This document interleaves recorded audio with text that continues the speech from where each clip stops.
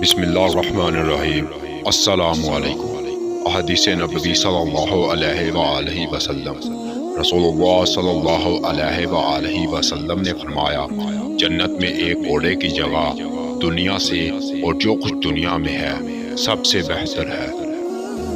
نبی کریم صلی اللہ علیہ وآلہ وسلم نے فرمایا، جنت میں ایک درخت ہے جس کے سائے میں ایک سوار 100 سال تک چل سکتا ہے اور پھر بھی اس کو طے نہ کر سکے گا۔ نبی کریم صلی اللہ علیہ وآلہ وسلم نے فرمایا، جنت کے 8 دروازے ہیں، ان میں ایک دروازے کا نام ریان ہے جس سے داخل ہونے والے صرف روزہ دار ہوں گے۔ نبی کریم صلی اللہ علیہ وآلہ وسلم نے فرمایا، نماز ٹھنڈے وقت میں پڑھا کرو کیونکہ گرمی کی شدت جہنم کی بھاپ سے پیدا ہوتی ہے۔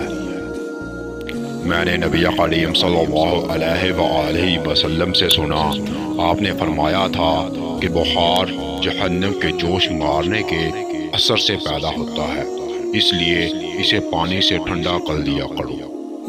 نبی کریم صلی اللہ علیہ وآلہ وسلم نے فرمایا، اگر تم میں سے نماز پڑھنے میں کسی شخص کے سامنے سے کوئی گزرے تو اسے گزرنے سے روکو، اگر وہ نہ رکے تو پھر روکے، اور اگر اب بھی نہ رکے تو اس سے لڑے، وہ شیطان ہے۔ رسول اللہ صلی اللہ علیہ وآلہ وسلم نے فرمایا، جب رمضان کا مہینہ آتا ہے تو جنت کے دروازے کھول دیے جاتے ہیں، جہنم کے دروازے بند کر دیے جاتے ہیں اور شیاطین کو زنجیروں میں کس دیا جاتا ہے۔